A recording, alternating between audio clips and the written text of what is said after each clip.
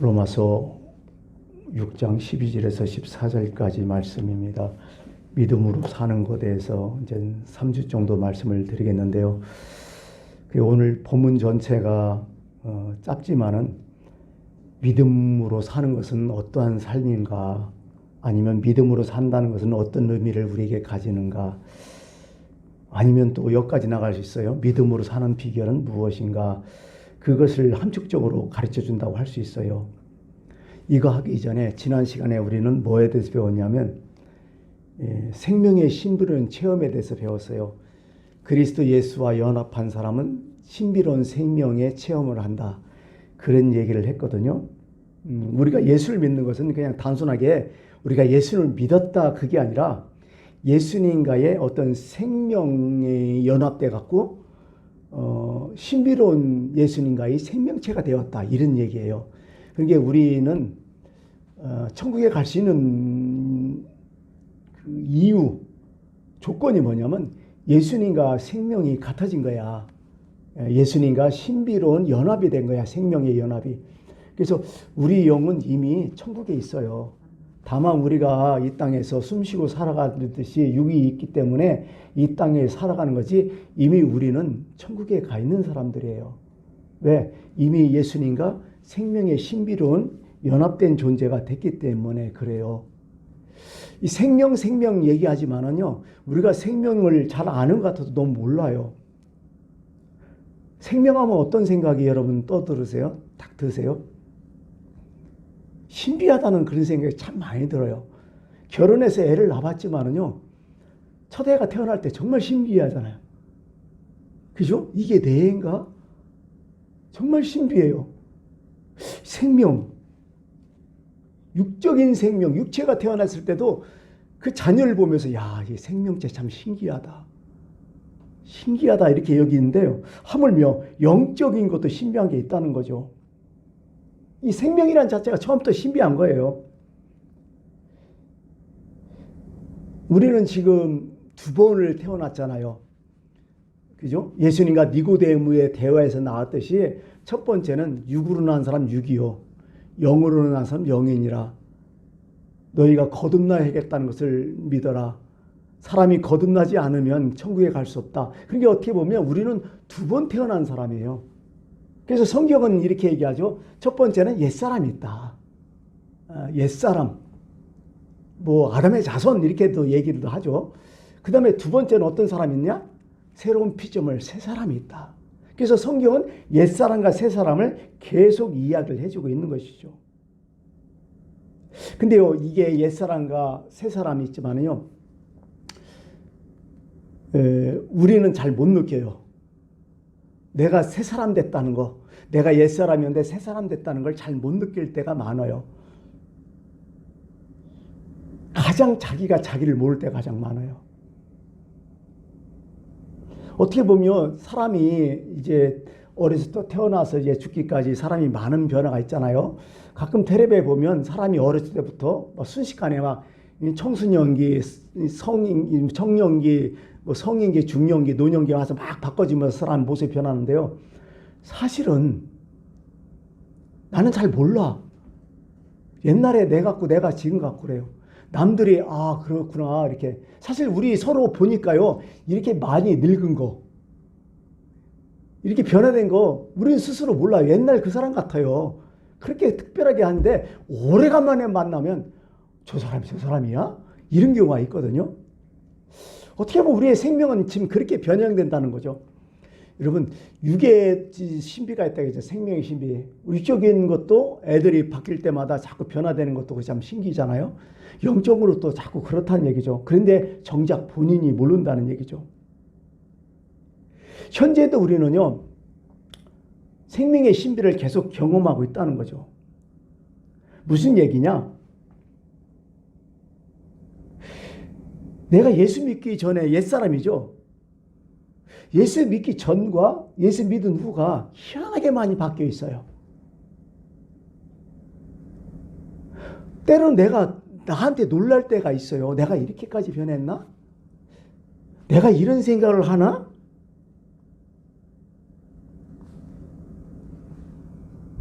희한해요. 근데요, 내가 이 바뀌었다는 게 내 의지도 아니고 내 지식도 아니고 내 생각도 아니고 뭔가 모르게 나도 모르게 바뀌었다는 거예요, 내가. 저는 이걸 생명력이라고 봐요. 영적인 생명력. 저는 이제 예수님께서 죽으시고 부활하신 것이 꼭 큰 전체 틀로 보면 그래요. 우리가 죽고 천국에 가는 걸 그 틀이 있겠지만은, 그러나 우리 삶 가운데도 죽음과 부활이 계속 연결되는 거야. 뭐 뱀이 자꾸 크면 허물을 벗잖아요. 개들도 그렇잖아요. 바닷개 같은 데를 있거든. 걔네들 자꾸 이제 갑각류 같은 거 자꾸 허물을 벗잖아요. 뭔가 죽지 않으면 그 허물이 벗지 않으면 세계 못 되듯이 우리도 영적으로 이런 것이 있는 것 같아요. 내가 지금 가지고 있는 옛사람을 벗어버려야만이 새 사람이 나온다는 얘기야. 근데 이게 내가 스스로 의지로 내가 이렇게 해야지 하는 게 아니라 스스로 벗겨지더라고요. 스스로. 어느 순간 이게 그냥 홀라당 벗겨. 그러면서 내가 놀라는 거. 왜? 내가 이렇게 변하대? 이런 거죠. 예를 들자면 이런 거죠. 어느 여자분이 계셨는데 이분은 젊어서 결혼하고 나서 그 명품에 아주 꽂힌 사람이야. 그래서 이게 백화점에 쭉 가다 보면 새로운 명품 에르메스라든지 뭐 이렇게 기가 막힌 것도 있잖아요. 그런 가방이 딱 나오면 눈에 딱 꽂혀버리는 거냐, 그게. 그래갖고 자나깨나 그 생각만 했대요. 그거 산다. 그거 반드시 산다. 그래갖고 이제 결혼했기 때문에 남편을 막 졸대는 거죠. 그 가방 사주라. 아니면 자기가 모아놨던 돈 막 투자하고. 그래갖고 그냥 반드시 막 그걸 사야 직성이 풀린다는 게 성격이. 그런 분이 계셔요. 여자는 명품백이지만 남자는 차에 대해서 이렇게 무진장 예민한 사람이 있어, 내 보니까. 그 차 사야 돼. 아니 지금 타는 차도 기가 막히게 좋은데 그 차도 바꿔야 돼. 그거 아니면 난리나. 그런 분이 계시더라고요. 근데 이 양반이 예수를 믿기 시작했어요. 금방은 안 되지만 한참 믿고 나니까 언제부턴가 명품 가방을 봐도 그렇게 꽂히질 않는 거야, 자기가. 그런 거 보면 그렇게 생각하는 거야. 저거 먹을 것도 아니고 뭐 그냥 하나 들으면 되지. 그냥 가방이 이렇게 자기 스스로도 모르게 마음이 바뀌었다는 거죠. 왜냐하면 이 사람이 바뀐 게 뭐냐면 예수 믿고 삶의 방향이 바뀐 거야. 일단 처음에. 삶의 목적, 삶의 의미가 바뀐 거야. 그러니까 명품에 대한 그런 시각도 바뀌어버린 거야. 그러면서 자기 스스로 자기가 놀라는 거야. 참 나도 이렇게 됐나? 내가 이런 사람이었나? 이렇게 자기도 서설 웃으면서 이렇게 바뀐 거지.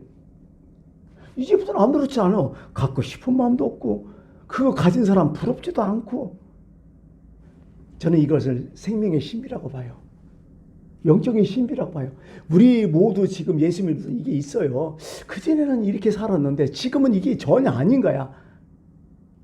옛날에 내가 아닌 거야.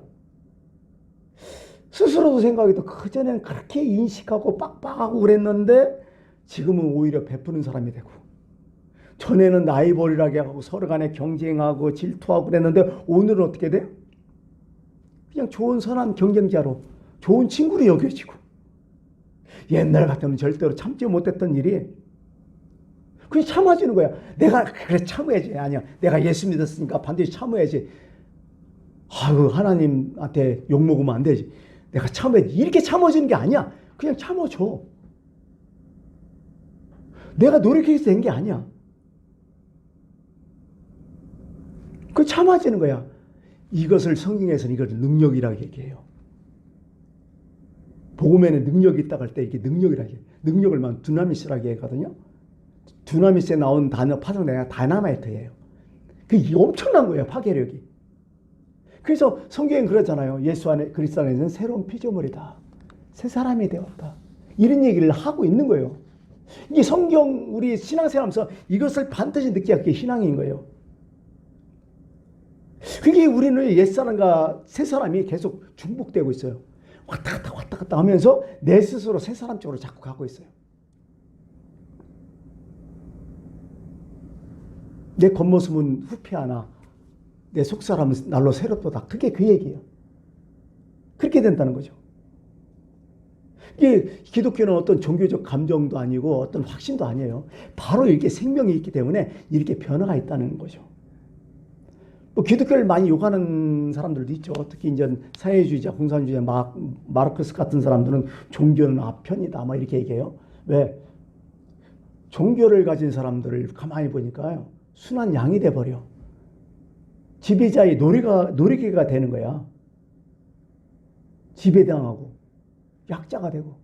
그 약한 분을 보니까 종교는 아편이다, 정신 나간 사람들이다, 세뇌된다.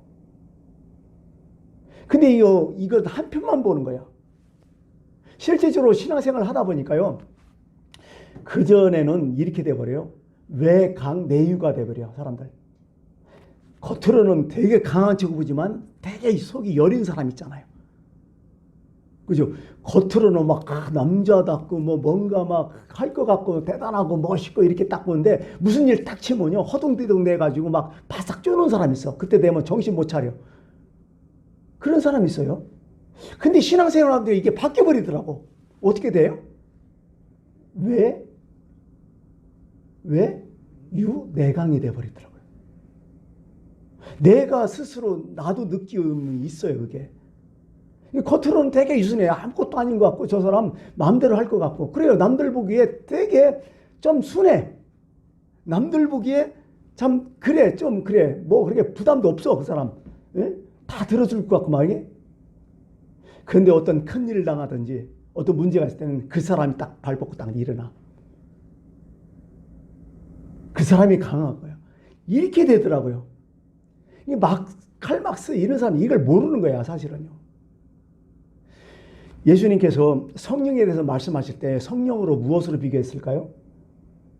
성령을 바람으로 비교했어요, 예수님께서. 그죠? 야, 바람이 이렇게 불잖아. 이물을 불 때 이 바람이 어디서부터 어디서 왔는지 알 수가 없다. 바람이 있다는 건 알아요. 눈에 안 보여요. 근데 바람은 있어요. 근데요, 이 바람은 또 종류가 엄청나다는 거야. 산들바람도 시작해갖고 강풍도 시작해갖고 태풍까지 있단 말이에요. 성령이 임하면 그렇다는 거야. 성령의 능력이 그렇다는 거야. 어떤 사람은 산들바람처럼 이렇게 평화 있지만은 때로는 강력하게 태풍처럼 내 마음을 휘몰아칠 수도 있어요. 내가 그 사람이 아닌데 성령이 이끌려 버리는 거야. 성령이 나를 지배해 버리는 거야. 이런 능력이 있다는 거죠. 이게 바로 생명의 능력이라는 거죠. 전기와 같은 거예요. 전기는 눈에 볼 수 없어요. 그러나 전기 있고 없고 차는 엄청난 차이야. 파워가 엄청나잖아요. 그런 것 같다는 거죠. 믿음이 눈에 보일까요? 보이지 않다는 거야. 근데 그 믿음에는 엄청난 힘이 있다는 거죠. 주님께서 그랬잖아요. 겨자씨 하나만, 조금만 겨자씨 같은 믿음만 있어도 이 뽕나무더러 뿌리가 뽑혀 바다에 심기라 해도 그렇게 됐을 것이다. 믿음이라는 게 이런 거다. 듀나미스다. 능력이다. 바로 이런 얘기죠. 예. 우리 기독교인들이 약한 것 같고 그저 그런 것 같지만은, 그러나 위급한 일이 있을 때, 남들이 다 포기했을 때, 남들이 끝났다고 얘기했을 때, 그때 왠지 모르게 내 마음속에서 생명이 일어나는 거예요. 다른 사람 두 손 다 놨어요. 막막해요. 그런데 진짜 믿음을 가진 사람은 거기서 새로운 희망의 빛이 나와요. 그게 내 거예요? 아니죠. 내 안에는 그리스도와 연합된 생명의 신비가 내 안에 있다는 거야. 이걸 느끼야 기독교인이라는 거야. 이게 진짜 예수 믿는 사람이라는 거죠. 가장 큰 생명력이 뭔지 아세요? 가장 큰 신비가 뭔지 아세요? 옛사람과 지금 내가 가장 변하는 게 뭔지 아세요? 죄 문제라는 거야. 어떻게 보면 가장 큰 생명 신비가 뭐냐면, 그전에는 내가 당연히 죄를 지어도 아무 문제 없어. 죄를 지어도 아무 상관없어. 당연한 거야. 남들 다 짓는데. 근데 예수 믿고 나니까 어떻게 돼요? 그게 너무 예민해져. 그거 못 지어 다시. 힘들어져. 내가 죄를 짓고 싶어도 안 져지는 거야, 이상하게. 오늘 14절이 그 말씀이에요. 제가 너희를 주장하지 못한다는 거예요. 그때는 제가 나를 주장했었어요. 그냥 했었어요. 내가. 그게 삶이었어. 근데 지금 어떻게 돼요? 그거 안 되는 거예요. 내가 하고 싶어도 안 되는 거예요. 왜? 그 생명의 신비의 연합이 내 안에 있기 때문에요. 오늘 12절 말씀에 이렇게 얘기해요. 그러므로 제가 너희 몸을 지배하지 못하게 하라. 지배하지 못한다는 거예요. 그 다음에 우리가 지난 시간에 얘기했듯이 로마서 5장 21절에 이런 얘기했어요. 이는 제가 사망 안에서 왕노릇한 같이 은혜도 의로 말미암아 왕노릇한다. 왕노릇이 바뀌어버린 거야. 그전에는 제가 나를 왕노릇했다. 왕이 뭐죠? 나를 지배하는 거 아니에요, 그 당시에. 그전에는 제가 나를 지배해버렸어요. 그러니까 죄를 지는 거 아무 문제 없었어요. 당연한 걸로 생각했었고 그렇게 살아야 된다고 생각했어요. 근데 지금은 의가 나를 지배한다는 거예요. 오히려 죄를 보다도 내가 좋은 일, 선한 일, 올바른 일을 할 수 없나 그 생각이 더 많아졌다는 거야. 한번 얘기해 보세요. 그전에는 나쁜 것도 알지만은 나쁜 거 하려고 노력 많이 했잖아요. 그냥 그거 해도 된다고 생각했잖아요. 근데 지금은 이상하게 마음이 바뀌어가잖아요.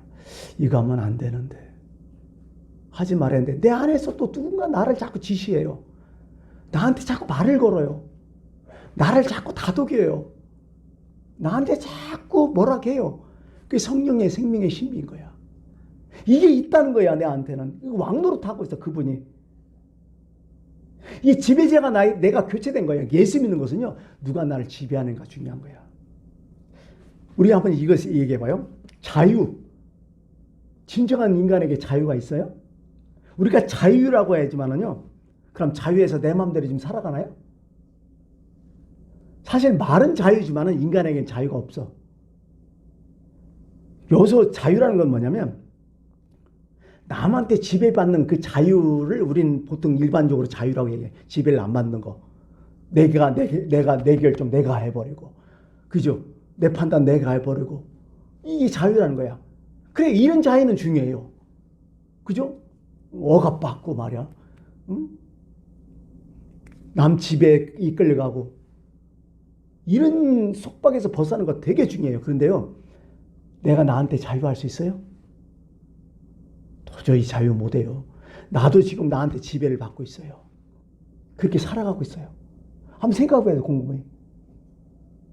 누구를 사랑한다면 자유할 수 있어요? 내가 나한테 자유 못해요. 속박당하지, 거기에. 사랑의 노예도 노예예요. 자유가 아니에요. 실제적으로 내가 나한테는 자유가 없어요. 반드시 인간은 뭔가 지배를 받고 살아간다는 거죠. 내 생각에 지배를 받고 살아가잖아요. 중요한 것은요, 누가 나를 지배하느냐요. 내가 나를 지배하느냐, 아니면 하나님이 나를 지배하느냐. 이것만 있지, 지배는 똑같이 받고 있다는 거죠. 내가 나를 지배해서 인간의 욕구, 인간의 본능이 나를 지배한다. 그렇게 살아간 사람이 있어요. 본능에 충실하고. 동물적 본능 상관없어. 그거 충실하면 돼요. 쾌락을 좋아하고. 그게 어떤 사람들은 그렇지 않은 사람도 있다는 거죠. 그러니까 오늘 죄가 왕노릇한다는 것은 뭐냐면 옛사람은 죄가 왕노릇했다는 거예요. 죄의 지배를 받았다는 거예요. 그런데 지금은 누가? 의의 종이라는 거야. 어떻게 보면 우리도 은혜의 종이 될 수 있어요. 은혜의 지배를 지금 받고 있는 거죠. 이게 사람은 나쁘게 표현하면 노예가요. 어떤 사람은 죄의 노예가 있지만 어떤 사람은 기독교인들은 은혜의 노예로 살아가고 있는 거예요. 어떤 사람은 법률의 지배를 받아요. 그 법을 지키려고 막 노래, 보통 율법이라고 얘기하죠, 성경은. 예, 내가 율법이 있으니까 이거 지켜야지 하면서 의무적으로 시키는 사람은 이 지배를 받고 있는 사람이 있어요. 근데 어떤 사람들은 사랑의 지배를 받아요. 내가 사랑함으로 율법, 법이 없어도 그냥 지켜지는 거야. 이렇게 지배를 받고 있는 거죠. 결국 성경에서 얘기하는 그 자유라는 뭐냐면 딱 얘기 나오잖아요. 나는 길이요 진리요 생명이다. 그러면서 진리가 너희를 자유케 하리라. 이 뜻은 간단해요. 예수 그리스도를 너의 구주로 여겨라. 그리고 너는 마음대로 살아라. 이런 얘기야. 더 쉽게 얘기하면 너는 사랑해라. 그리고 네 마음대로 살아라. 이런 뜻이야. 사랑의 지배를 받고 있느냐, 미움의 지배를 받고 있느냐, 이 이름 차이야 사실은요. 그러므로 우리 예수 믿는 사람들은요, 이제 죄로 왕노, 죄의 지배를 받고 있는 사람이 아니라 뭘로 지배? 은혜의 지배를 받고 있는 사람이다. 이렇게 얘기하는 거죠. 그래서요, 우리도 지금 우리가 살아가지만은 내 마음속에 아직도 죄가 나를 지배해서 생각마다 어떻게 하면 죄질라고 노력하는 사람이냐, 아니면 어떻게 하면 하나님의 뜻, 하나님 원하신 거, 하나님이 좋아하신 거, 그걸 위해서 내가 살아갈까, 이렇게 고민하고, 그런 사람들은 은혜의 지배를 받고 있는 사람이고, 전자는 죄의 지배를 받고 있는 사람이라는 거죠. 이 뜻을 정확히 알고 오늘 말씀은 여기까지 하고 마치겠습니다. 다음에 계속해서 하겠습니다. 기도하겠습니다.